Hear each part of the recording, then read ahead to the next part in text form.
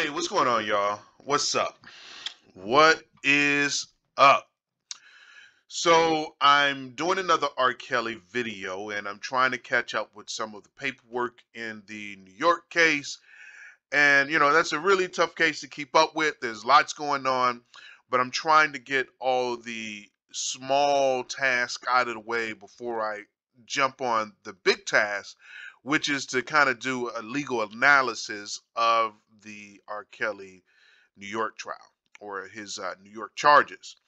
Now, for those of you that don't know, is that I've done legal analysis in the past on his Illinois trial, right? He has actually two Illinois cases. So I think I've done legal analysis over those. And I did those around the time that I was kind of new to the internet or new to YouTube. Is probably a better way to say it. And I'm actually myself interested to see how I will put everything together for the New York case, because it feels like I'm a little bit better at this, So uh, just be on the lookout for that video. I'm not saying that I will get it out before the trial, but I'm definitely going to try to get it out before the trial. I have a lot of personal things going on, and this is actually making these videos is a full-time job, So um, and I'm not working full time on this stuff, so it's really a part-time effort for me, right?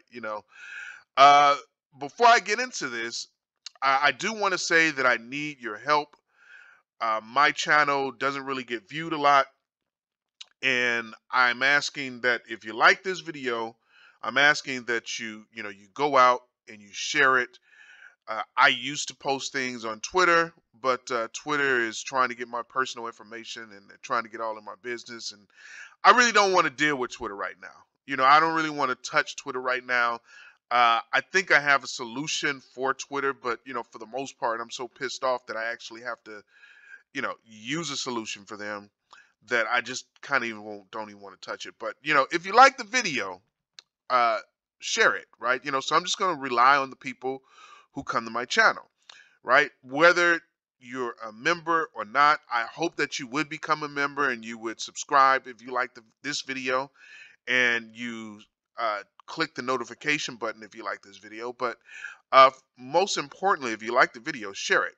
So without further ado, let's just go ahead and get into this. This is one of the motions or documents I briefly covered, and I actually didn't even cover it. I just mentioned it, right? And then I spoke about it, but I actually didn't read it. So this is one of the documents I briefly covered in a video called Catching Up on the R. Kelly Case.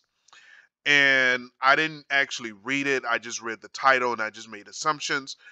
And I think someone actually came to my page, Harlan, New York came to my page, and he basically broke it down, or he summarized what this is all about. But that made me realize that, hey, I need to go back and actually go through this to see what this actually is, right? So this is in the United States District Court, Eastern District of New York, United States of America against R. Kelly, Robert Sylvester Kelly, also known as R. Kelly, the defendant.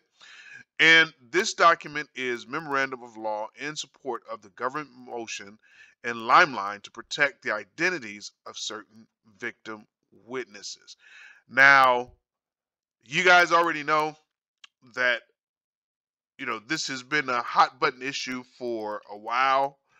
And in the other video, I spoke about how I made videos on this subject. The reason why R. Kelly doesn't know the name of his alleged victims, and I forget there's another one.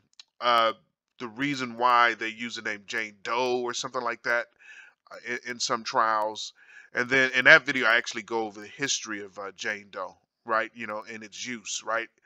So I'm going to try to link those videos to this one. Maybe if you look above, it'll be there. If not, maybe it'll be on the end of this video. But if for whatever reason I can't get it in a link, you can find those videos on my YouTube page. Just look up the Jane Doe, or you look up on my page the reason R. Kelly doesn't know the names of the alleged victims.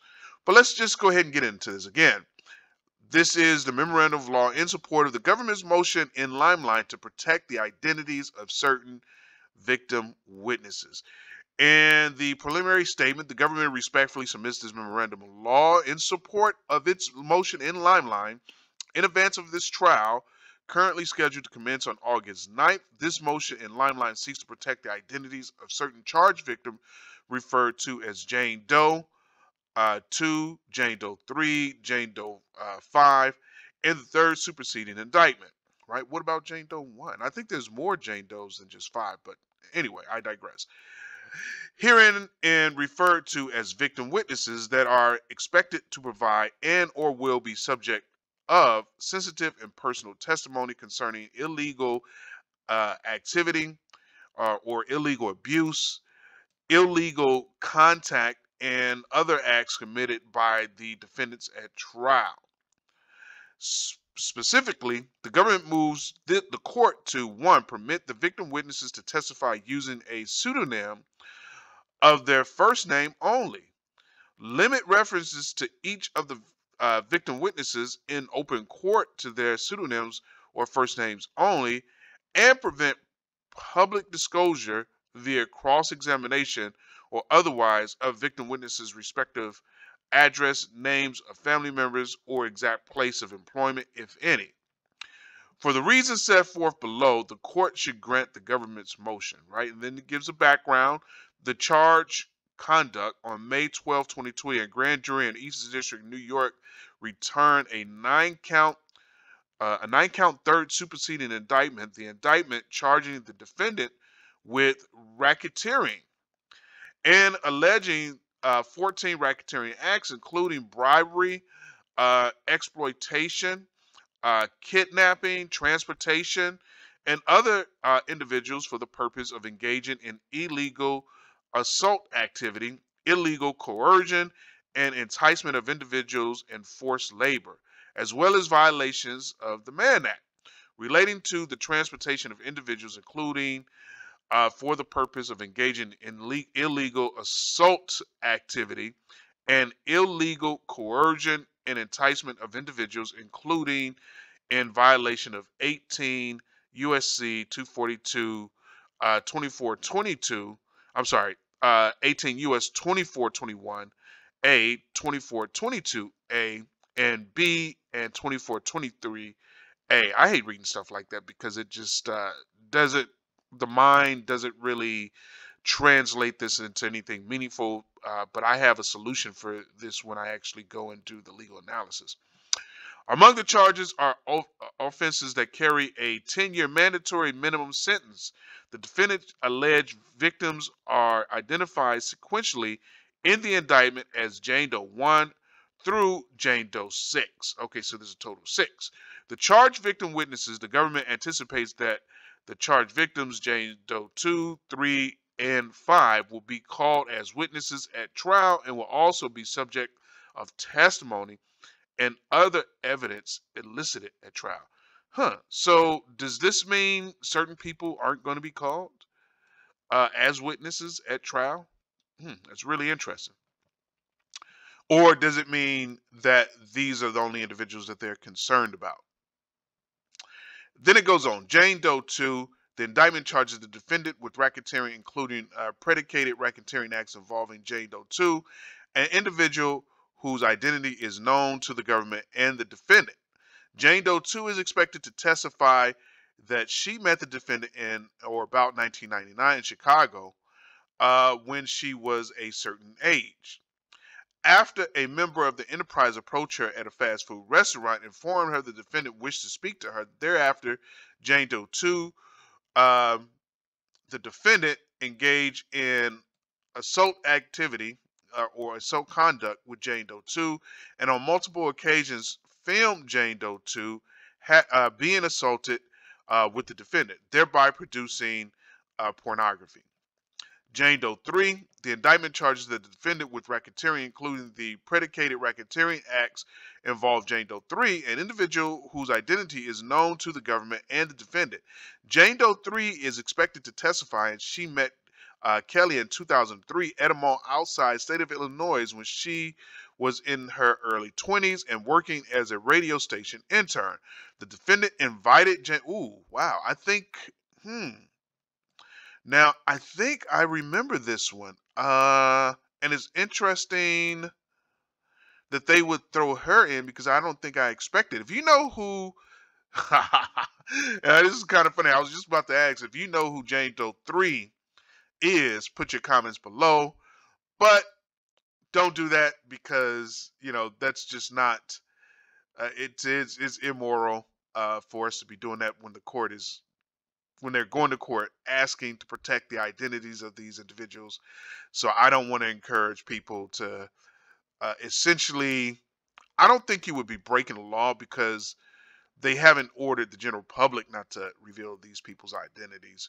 But I'm just going to say it's immoral, and I'll tell you why it's immoral once we get to the end of this video, right? Hopefully I remember, right?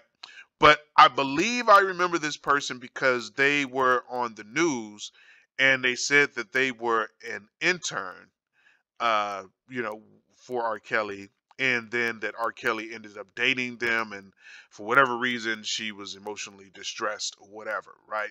So I just kind of thought it was a little bit of nonsense in my own personal opinion, if this is the same person. But anyway, I digress. Let's continue.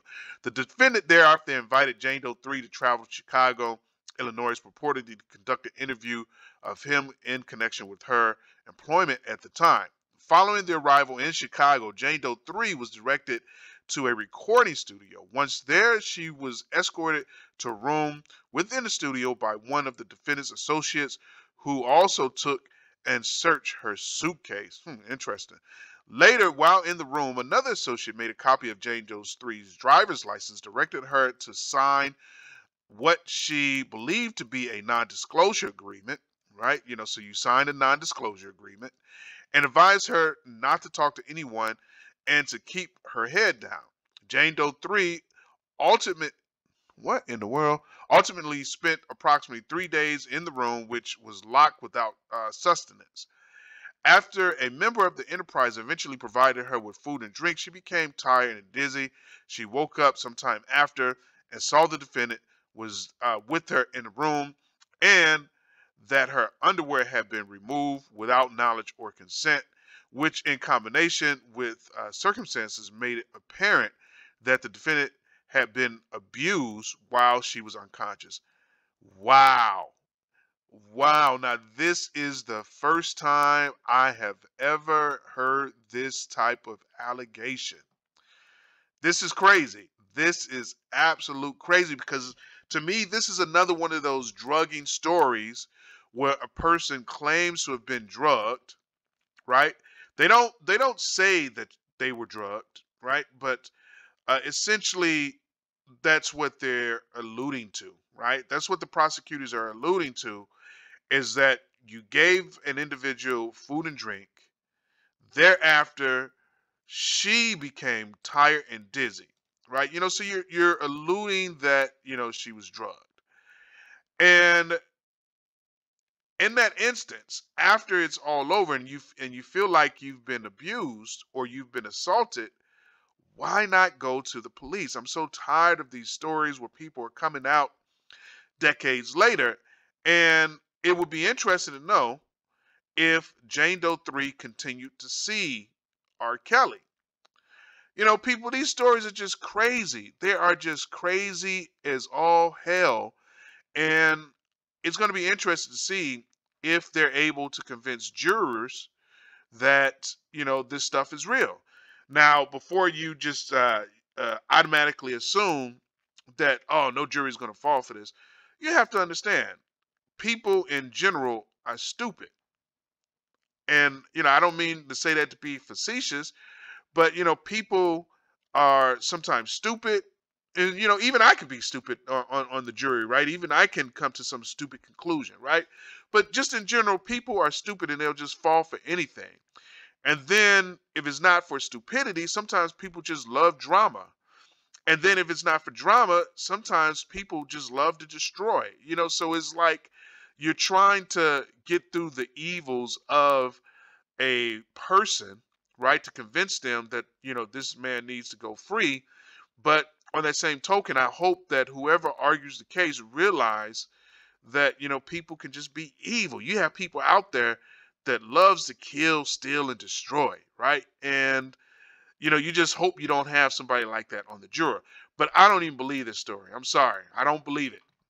You can go and tell this to somebody else. Anyway, Jane Doe uh, 5. Jane Doe 5. The indictment charges the defendant with racketeering, including predicated racketeering acts involving Jane Doe 5, an individual whose identity is known to the government and the defendant. He is also charged with substantive Mann Act violations involving Jane Doe 5. Jane Doe 5 is expected to testify that she met the defendant in and around about 2015 in Florida when she was of a certain age. After a member of the enterprise approached her at a concert and gave the defendant a telephone number, while Jane Doe 5 was of a certain age in violation of applicable state law, the defendant engaged in abusive relationship with Jane Doe 5. And again, I'm saying abusive relationship with Jane Doe 5. And on multiple occasions, filmed them engaging in intercourse, thereby producing pornography, right? Thereby producing pornography. As a result of the defendant's action, Jane Doe 5 contracted an incurable sexual transmitted disease at the age of 17. In addition, the defendant used physical force, threats, physical restraints, and threats of physical restraints and other means of psychological coercion to cause Jane Doe 5 to engage in sexual activity, not just with the defendant, to which Jane Doe 5 consented, but also sexual activity with many other men and a man. I'm sorry, with many other women and a man. The activity with others was always at the defendant's direction and in the defendant's presence, and often filmed for the defendant's use. Man, you know what? Let me say this again. I say this all the time, and I feel like I have to keep saying this. Women need to be protected. The Me Too movement is a valid movement. And I think the Me Too movement accomplishes several things. It brings light to women who are pursuing professional careers, are forced or punished when they do or don't do certain acts in order to get ahead.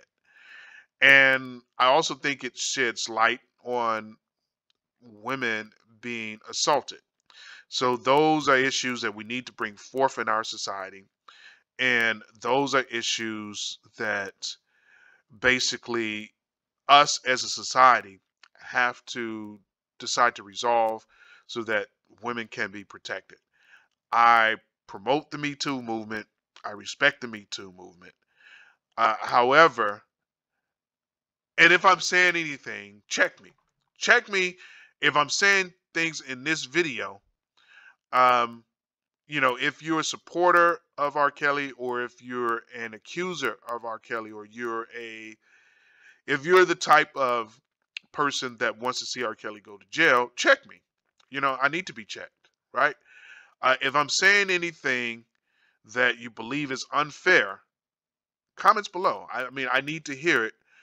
If you have something educated to say, if you have wisdom, if I'm saying something that's unfair, I want to hear about it, right? That you believe that is unfair.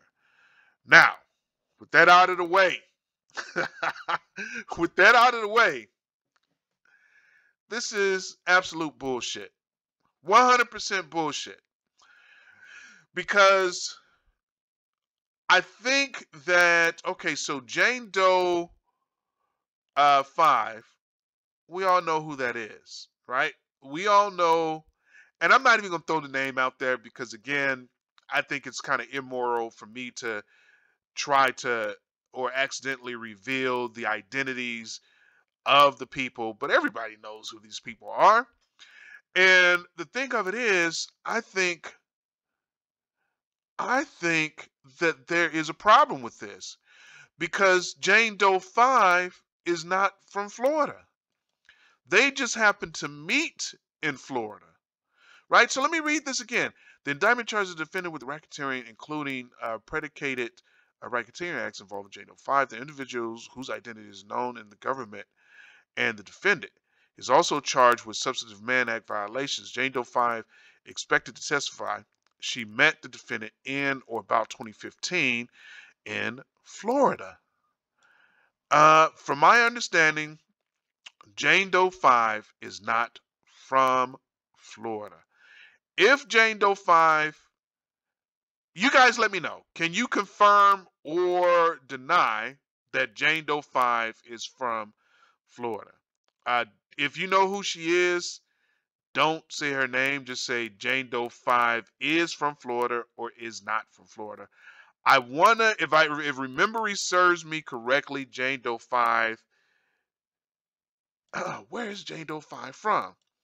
If memory serves me correctly, Jane Doe 5 is from Atlanta or Texas or something like that. I would go and look it up now, but I don't want to risk because I'm just doing these videos ad lib, and I don't want to risk Jane Doe 5's name popping up in this video. But can you confirm or deny whether or not she's from Florida, and can you tell us where Jane Doe 5 is actually from? Comments below, right? And then it says, after a member of the enterprise approached her at a concert, gave the defendant's telephone number. Thereafter, while Jane Doe 5 was a minor in violation of applicable state law, the defendant engaged in a relationship with Jane Doe 5 and on multiple occasions filmed. Hold on a second. There is something really wrong with this. As a result of the defendant's action, contracted. There is something seriously wrong with this because the age of consent changes based on the state you're in, right? So here's the problem with this from what I'm reading, right? And I'm just reading what's on this in this motion, right? And I don't know if anyone else has caught this, but this could be some damaging stuff to the prosecutor's case. Because from what I understand, the incident happened in New York, right? The incident happened in New York. And I think, so the Mann Act, I believe, has to do with transporting people from state to state with the intention of having intercourse with them, right? That's what I believe the Mann Act is. And this is tricky because it all depends on where Jane Doe 5 is from. And it all depends on where she flew from and to. All those could be totally different locations because you could have met Jane Doe 5 in Florida, right? But Jane Doe 5 really lives in Texas or Atlanta. I want to say Atlanta. Jane Doe 5 really lives in Atlanta. So if you flew Jane Doe 5 from Atlanta to New York, then there is absolutely no crime here. You can't even allege that there's a crime, right? Because I'm pretty sure, the age of consent in Atlanta is going to be different. Let's just see. Age of consent in Georgia. If I can't even spell right. Look at this. Age of consent in Georgia. Look at that. All right. So what's the age of consent in New York? Age of consent in New York. Okay. Look at this. Right? So they're claiming age of consent in Florida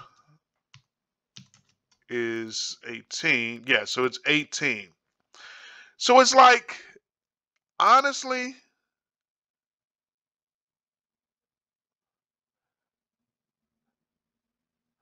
Honestly, honestly, hold on a second. Yeah, honestly, I think you're really splitting hairs here. And I think that you're just grabbing for anything. You're just grabbing for anything to get a conviction because even the charge itself is just some absolute nonsense. Questions, comments below. Do you even believe in this charge? You, as a citizen, are you really concerned about someone who was 17 when it's just 1 year away? And here's the other problem with this. What if she was like 17 and a half? Almost 18. You understand where I'm coming from? This is just kind of some nonsense. 100% nonsense. And it really all depends on where Jane Doe 5 was basically flown from and to. We know she was flown to New York, but it really depends on where she was actually flown to. I want to say that, the prosecutors are, and the witnesses, right? I want to say that the witnesses and the prosecutors are upstanding individuals, and they would never lie to us and say that she was flown from Florida to New York, and that'd be a lie. I want to say they would never make a lie like that. And hopefully, it's not a situation where Jane Doe was actually flown from Atlanta or flown from Texas, to New York. It all, in my personal opinion, it all depends on where she was flown from. And in my personal opinion, it all depends on her actual age at the time. It all depends on her actual age. If she was like 17 and a half or, 4 months shy of 18, I think this is just going to be kind of like nonsense. You're just throwing any and everything just to get a conviction. And when you get a conviction like this, in my personal opinion, it's a bad conviction and it should be overturned, right? So let me know what you guys think about this. If anything I said was on point, am I off? Am I crazy? Let me know. And then the other thing about Jane Doe 5 is that I think even she herself has come out and she said that she did, or everything she did are things she agreed to do and wanted to do. I forget where that interview is. It was an interview that came out a little late in the game, but there's an interview of her out there talking about, this whole situation, and it's an interview after, she goes on these other media outlets. But I honestly, I just don't believe Jane Doe 5. I think Jane Doe 5 knew she was dating a superstar, and she did what she wanted to do as a grown woman. Jane Doe 5 was a grown woman, and she did what she wanted to do. And it's only because she didn't get what she wanted in the end, right? That now, she's coming back and she's trying to get money, and she's trying to basically come back and hurt, R. Kelly, or whatever. I don't think that she was assaulted. I don't think that she was abused. Um, the whole thing with the threats, in my opinion, it was 100% legal because, from my understanding of the situation, and you guys can correct me on this, I'm a little fuzzy on the details, but I did go through all this stuff at one point. Don Russell was basically handling these affairs for R. Kelly. He just simply, which he is legally allowed to do, in my personal opinion. If I'm wrong on that, correct me.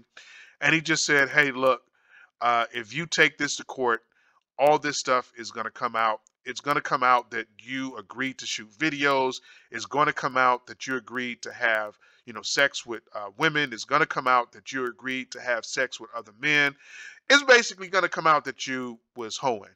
And he basically just presented that to her and, said, "Stop this nonsense."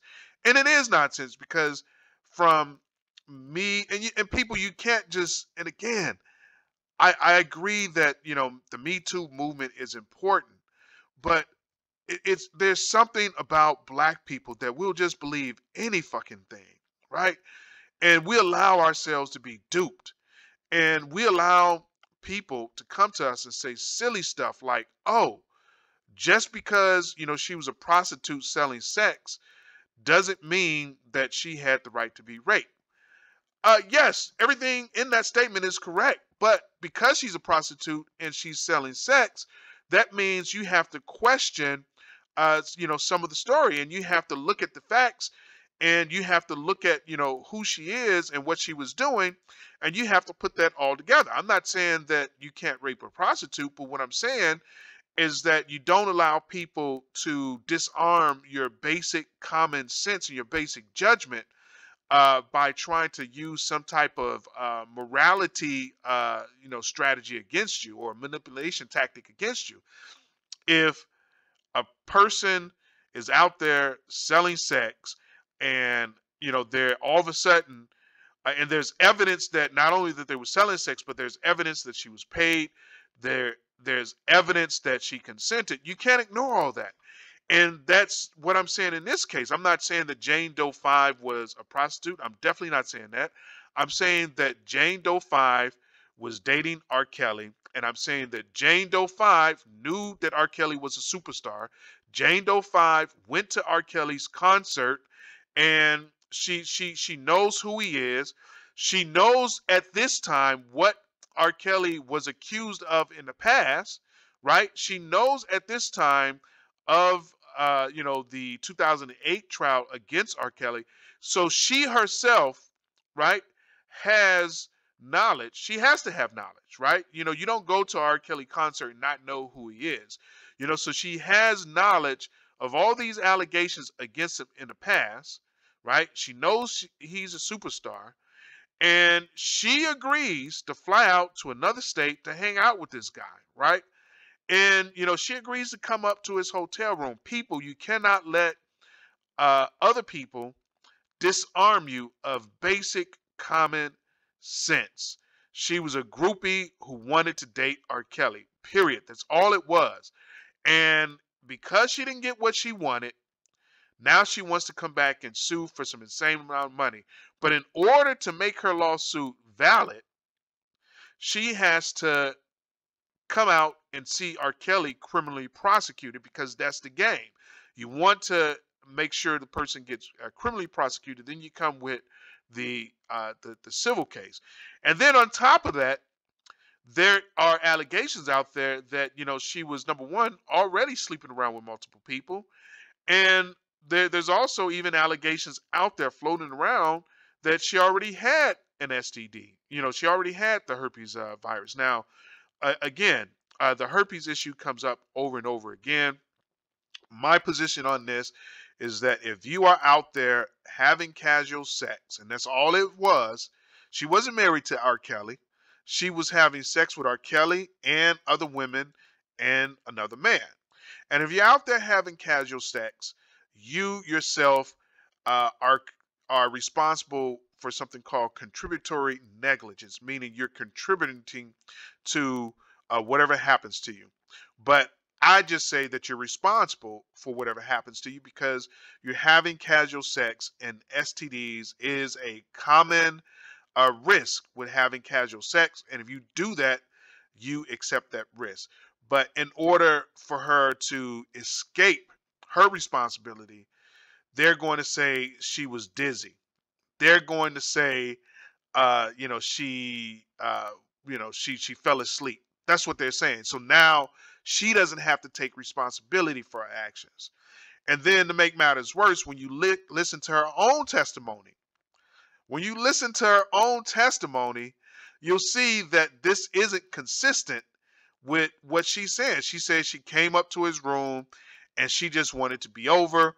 So, she did it, right? That's the gist of it. I'm summarizing. And you can just go to the internet and find that, right? So this shit doesn't make any sense. I don't even understand how they can continue to push this nonsense. I hope the defense team goes on social media, grabs all of that, all of the testimony she gave, and show how it's inconsistent with these statements in this document, right? So I'm just so disgusted with this whole thing.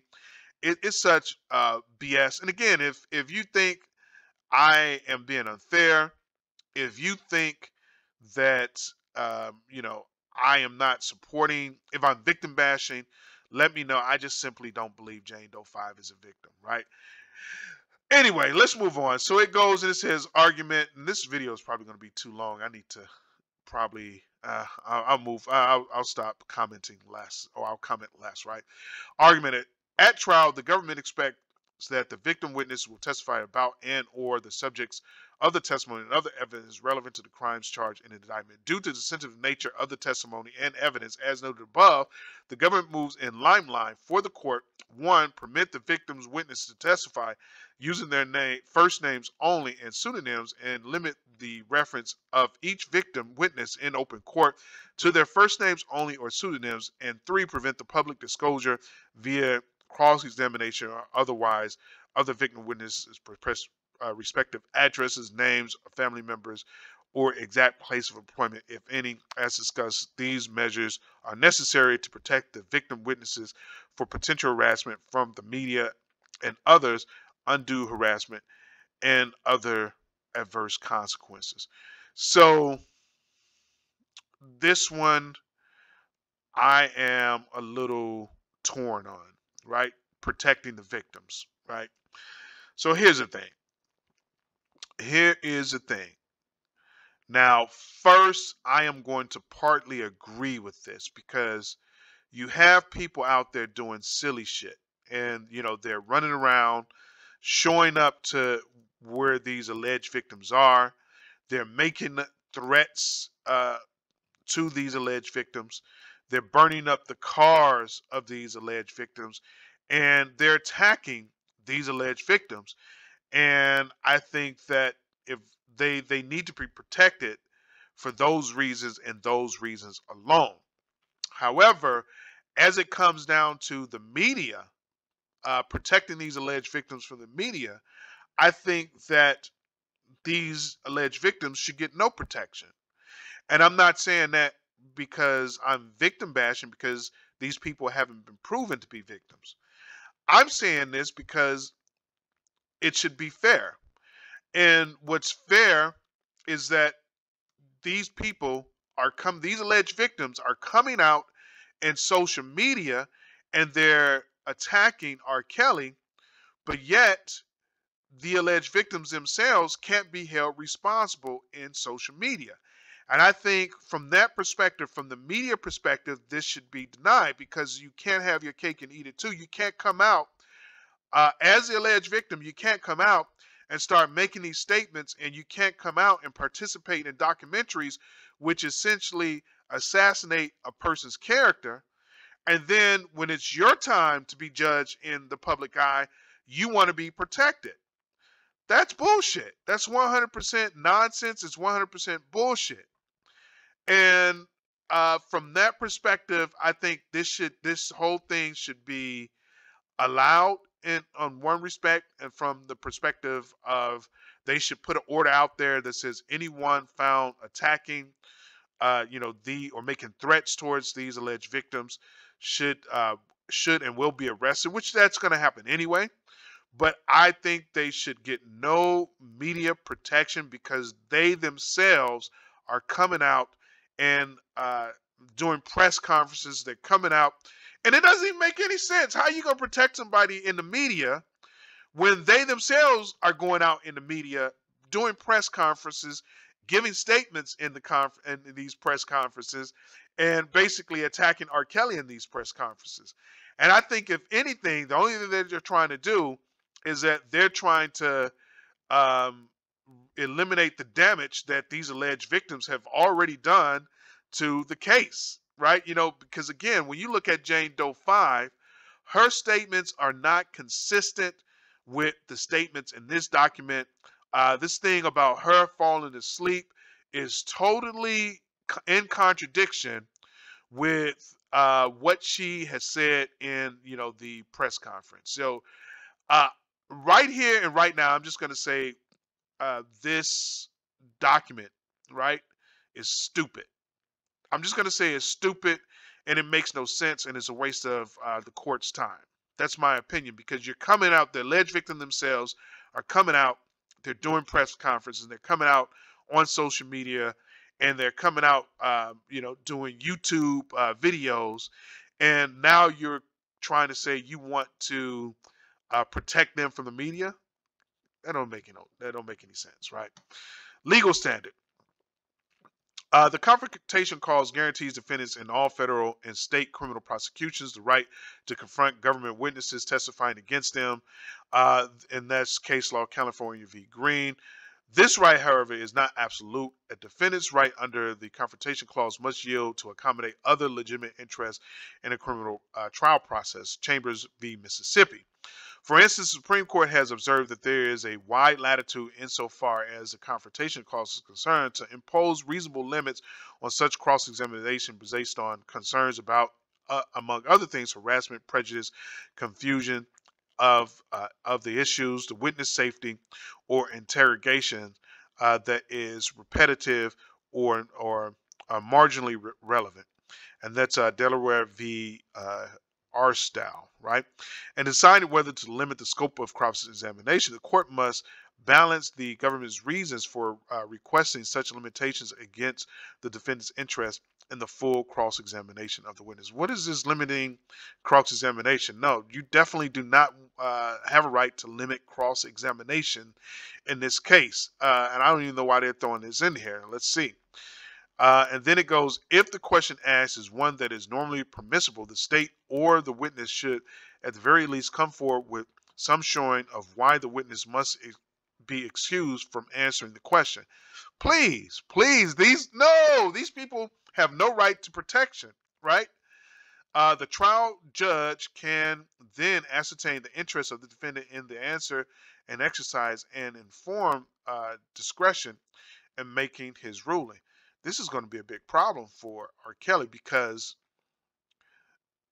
yeah, this is going to be a huge problem because I'm going to read the rest of this, because what I'm thinking is that they're going to try to limit questions about some statements made in social media. I don't know if that's where they're going, but let's just see.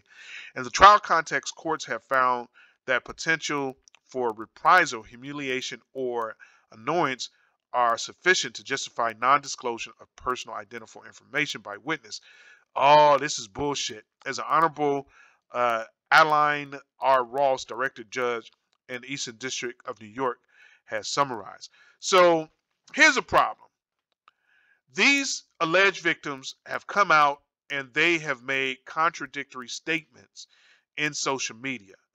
So I'm trying to figure out if they're trying to disarm those statements, or they're trying to eliminate those statements by saying that, well, if you ask, Jane Doe 5 this question, it would reveal who she is, and she would be re-victimized, or she would be attacked in social media. And if you do this, right, if they allow this type of shenanigans to go on, Rkelly will never receive a fair trial, because I can personally tell you that that is not the story that Jane Doe 5 has told on social media and in the press conference that she made. Her story has looks like it's changing up, right? And that's my own personal opinion by reading this document and looking at some of the things that she said. She said she went up to a hotel room, and Rkelly says, "Oh, and that's the other thing. Oh my God. Oh my God, because that's the other thing. Man, the other thing, and I'm a little fuzzy on the details. Damn, I almost have to go and Google Jane Doe 5, but I really don't want to. You guys put comments below. I need your help because I don't want to do this, right? But Jane Doe 5 come out and she alleges that Rkelly asked her if she was underage, and she said no. And then she went on the press and she said, Rkelly said, well, if you're underage, you can tell daddy. right? And she still said no. So that's another issue. If the Jane Doe 5 herself believes she was of age, then what in the hell is a problem here, right? What in hell is a problem? So I can't really go into this as deep as I want to without doing the social media searches and basically presenting the information to you. And I suspect that the defense won't be able to go into it without tapping the social media information, right? Because it would be so simple to just call Jane Doe 5 on her bullshit by going to social media and pulling all that personally identifiable information and presenting it to the jurors and say, you know what, she's full of shit. This is what she's saying now, but this is not what she said in her testimony, right? This is not what and this is what she did in the videos that she made when she was having sex with another man and another woman. So I don't know, guys. Again, I'm not victim bashing. If you think I am, comments below. But if you remember Jane Doe 5 coming out and saying that R. Kelly allegedly said, "Are you underage?" or something like that, and if you are, you can tell Daddy, and she said that she wasn't underage, right? This is all bullshit. Oh my God, this is bullshit. This video is going to take forever to finish because, I mean, it's just hard for me to ignore nonsense like this. In advancing the connection that the defendant's rights under the Confrontation Clause of the Sixth Amendment require full disclosure of the witness's name, places of employment, and home address, the defendant relies on Smith v. Illinois. And, oh my God, 390 U.S. 129, 1968. Alford v. United States, 28 U.S. 687, 1931. I'm just going to stop right here. You have to, where she lives is going to be critically important. Where Jane Doe lives is going to be critically important because if Jane Doe was living in Georgia and you saw the age of consent, that information has to come out, right? If she was flown from Georgia to New York, right? Taken together, and to me, it looks like they are trying to block certain information from coming out with this whole protecting the victims nonsense. You're protecting the victim so that you can crucify an innocent person. Taken together, these cases have been interpreted by the Second Circuit to safeguard two main interests of the defendant: obtaining information needed for in-court and out-of-court investigation of the witnesses, and two, enabling the defense counsel to elicit information that might be relevant to the jury's deliberations as to the credibility and knowledge of the witnesses. In the event the government seeks to limit disclosure of identifying information in open court, the government must provide a reason for the information, for the limitation. The reason may be the reasoning may be that the answer may subject the witness to reprisal, or the question is being used to humiliate, annoy the witnesses. Oh my God, this is going to be really bad for R. Kelly. Because like I said, you gotta follow the breadcrumbs here, right? So you gotta follow the breadcrumbs. Oh, this is going to be catastrophic for R. Kelly. And this is my opinion. You guys let me know. You got to follow the breadcrumbs. First, they are alleging that the witnesses were attacked in public, right? And there's evidence of that. Unfortunately, there's evidence of that. I don't believe R. Kelly had anything to do with that, but there's evidence of that, right? The burning of one of the Jane Doe's cars. There's online threats against a lot of these alleged victims, so on and so forth. So that's going to be a problem. But more specifically, you have to look at the allegations in Jane Doe's 5 statements, right? They're saying that threats were made against Jane Doe 5, right? So they're setting R. Kelly up for the kill in this one.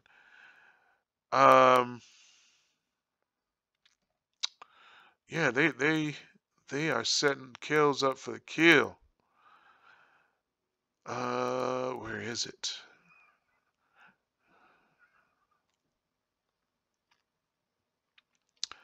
Yeah, so they're alleging that there are threats made against these alleged victims. So now they're coming and they're trying to say you can't ask certain questions because the reason may be that the answer may subject the witness to reprisals, right? Revenge after the trial, or that the questioning is being used to humiliate or annoy the witness, right? So I can see them saying, "Oh, you're playing hardball," when they start asking the alleged victims about their sexual activity, right?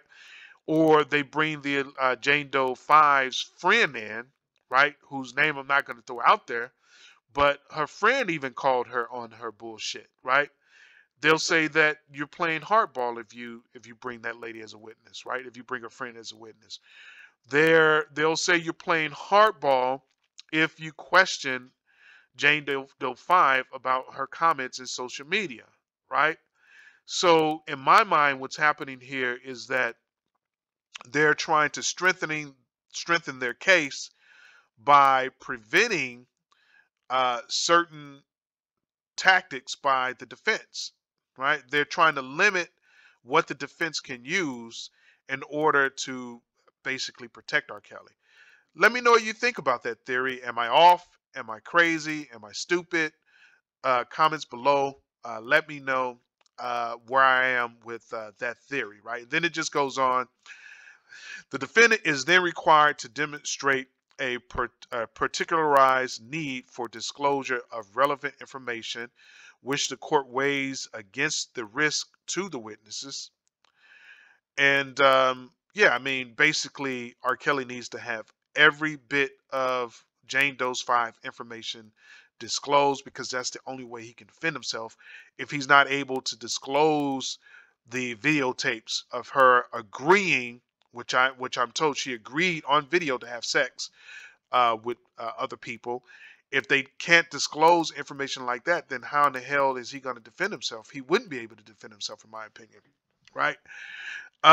People, we got to get through this. Let's see. United States v. Marcus. In Marcus, the court relied in part on United States v. Marty, in which the Second Circuit analyzed the Superior Court's holding in Smith and Alfred and ultimately concluded that there was no prejudice to the defendant where he was precluded from inquiring about the witness's address. You don't need Jane Doe's 5 address, but you do need to know what state she's in, right? The Marcus court held that although the government should come forward with a reason for withholding witness address, the reason may be that the answer may subject the witness to reprisal and that the question is being used to humiliate and or annoy the witness. So if all they're trying to do is withhold addresses, then who in the world cares? But I suspect that their tactics is a little bit more nefarious than just holding the address. I think they're going to try to limit certain evidence being used in this case, and I think that's going to hurt R. Kelly, right? Ruling that potential harassment, potential loss of employment, and explicit nature and anticipation of testimony are legitimate reasons for protecting witness full identity and excluded mention of the witness's home address and current places of employment. I would say that this is going to be silly because everybody knows who Jane Doe 5 is, and simply withholding her address is not going to basically protect her in this case. She herself have already come out and she has revealed who she is. So how can you now ask for protection? I think the only reason you're doing this is because you want to limit the use of certain evidence, right? Finding no error in precluding cross-examination regarding the witness's home address. I'm just going to skip. We got to skip some of this. This is nonsense. Nobody cares about our home address. This is all about the evidence of the case that I believe they're going to try to limit. In addition, Second Circuit has upheld non-disclosure of full identification information. I'm going to skip that. We got to get through this. Similarly, another trial case in the district, Honorable Sandra J. Feuerstein The district court judge in Eastern District of New York also permitted victims testifying in graphic detail about acts forced in prostitution and acts contacted with customers and others to testify using first names only. Nobody really, you know what? Nobody cares about the names. If this is only about their names and this is only about their addresses, who cares, right? The main concern is the evidence. If um, they're going to try to somehow block the evidence. The Honorable Brian McCogan, District Court Judge in Eastern District, New York, permitted victim witnesses to testify at trial using pseudonyms in cases involving testimony of similar nature. Nobody cares about that. Here, Jane Doe is expected to testify in explicit detail about allegedly being the victim of degrading and humiliating treatment by the defendant. The case has already received significant national and local press conference revealing Jane Doe's identity. The case has already received significant national and local press conference revealing Jane Doe's identity. Jane Doe herself revealed her identity, and her lawyer revealed her identity, will likely cause her anxiety and risk to social stigma. More broadly, requiring Jane Doe to disclose her identity could chill the willingness of alleged victims of crimes to come forward. Furthermore, the defendant has not identified any particularized need for disclosure of Jane Doe's identity in open court. The defendant already knows who Jane Doe is and will not prevent from mounting a defense in events she referred to only as Jane Doe. Additionally, although her address, family members' names, and place of employment are entirely irrelevant to her testimony, disclosing their details risks allowing third parties to identify her, right? So this is silly. They just admitted, and I'm just going to read this again. The case has already received significant national and local press coverage, right? Revealing Jane Doe's identity would likely cause her anxiety and risks and social stigma. Oh shit. They didn't reveal who Jane Doe 5 is.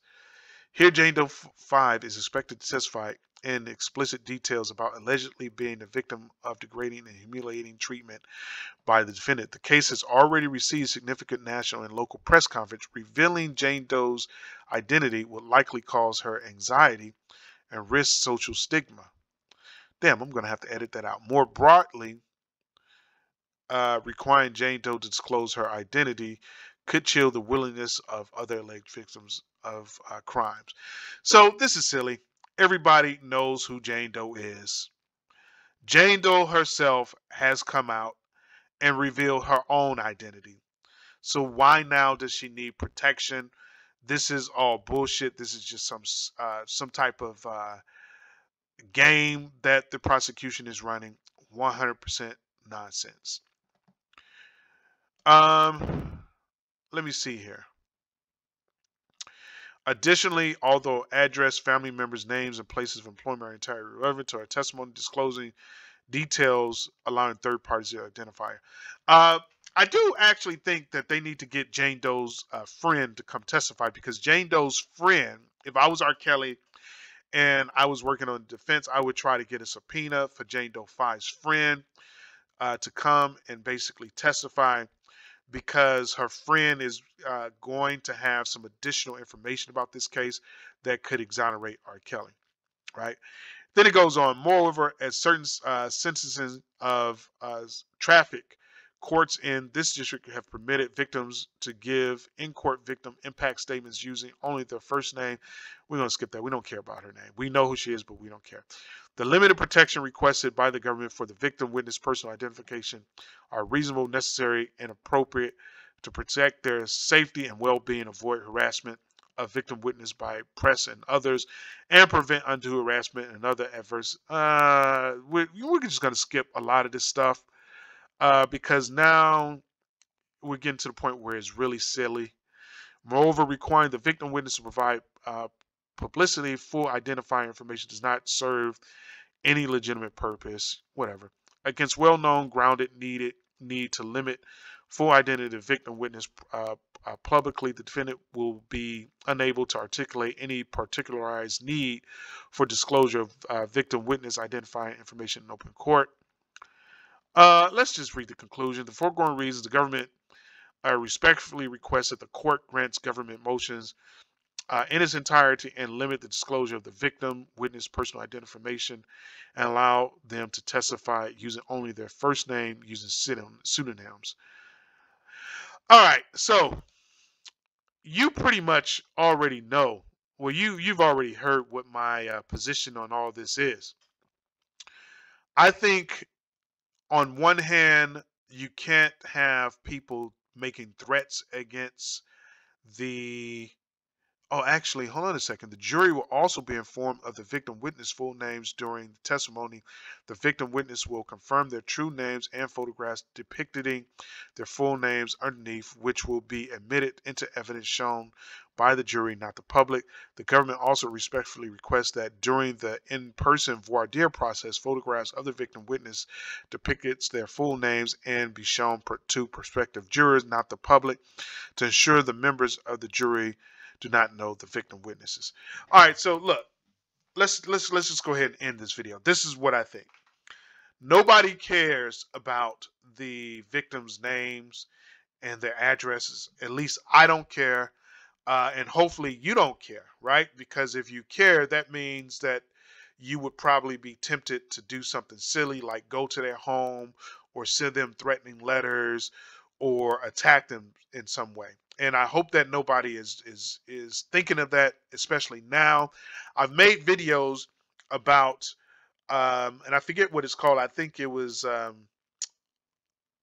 based on one of the Jane Doe's uh, YouTube broadcasts, and I'll put that out there. But basically, I think it's called what Azrael Clary's YouTube channel means for Rkelly supporters or something like that, right? But look, in that video, I said this, and I'm going to say it again. You cannot go and attack uh, alleged victims. You cannot go and make threats against alleged victims. You cannot do anything to alleged victims. The only exception is that when a person comes out on social media, which Azrael Clary has done, and which Jane Doe 5 has done, when they come out and they make accusations and they come out and they make comments about the case or about themselves or about someone else, they put themselves in the public spotlight, and the public has a right to essentially respond to their comments and make other comments based on their comments, right? So we as citizens have freedom of speech. However, that freedom doesn't mean that you can threaten somebody. That freedom doesn't mean that you can damage someone's property. That freedom doesn't mean that you can stalk people. But it becomes tricky because if a person is constantly coming out saying things, then you have a right to constantly come out and refute what they're saying. So it's a little tricky. So I'm going to sum this up to say that I think this motion is stupid. It's a waste of time. Of course, nobody should be out there threatening victims. Hopefully, you're not doing that. People who are watching my videos aren't doing that or stupid enough to do that, right? You can't do that, people. Like, if you don't know, you know now. You can't threaten people in general, not just alleged victims, but you can't threaten anybody. You can't damage anybody's property, and you can't assault anybody. So from that perspective, I'm going to admit the witnesses, the alleged victim witnesses, do need protection because people have already come out and burned cars. They've come out and made threats. However, from the perspective of protecting them from social media, I believe this is nonsense and is stupid. Mostly because what's good for the goose is good for the gander. You came out and you dragged Rkelly name through the mud. You came out and you made him look like a monster. Then it's only fair that people can come out and comment on the people who are making these statements. And the people who are making these statements in social media are the alleged victims themselves. So what's good for the goose is good for the gander. You can't have your cake and eat it too. So I mean, shit, you can probably pull just about every little acronym out there. Not acronym, I forget what they're called, but you can come out with every little wise quote out there to apply it to this situation, because you have these alleged victim witnesses coming out in social media. They're saying silly shit and they're making stupid accusations. And now you're turning around and you're asking for them to be protected from social media. I think from that perspective, this is stupid and it's a complete waste of time. So I'm conflicted on this letter or this motion. Your questions, comments below. Do you think this motion is a waste of the court's time? Do you think that the alleged witness victims need protection? Do you think they deserve protection? When I say deserve protection, I mean from the perspective that they themselves have already come out and done press conferences, been on social media, and actually made YouTube videos themselves. Do they deserve protection at having already revealed who they are and having already put details of this case out there? I just think that shit don't make any sense, you know. So that's it for this video. Leave your questions, comments below. Let me know what you think about this motion. And again, check me. If you think I'm victim bashing, I listen. Put your comments below. Put your suggestions below how you think I should, do these videos. I listen, right? And if you say something that makes sense, I'm going to listen, right? Otherwise, most importantly, please share this video. If you like this video, please share it. I need your help to get more traffic on my channel. Again, my channel doesn't get a lot of views because YouTube has changed its algorithm. So I'm going to rely on the people who like my videos. If you like my videos, I'm relying on you. Please share it. If you're not a member, please subscribe. And if you are a member, make sure you hit the notification button. That's it. Thanks for watching.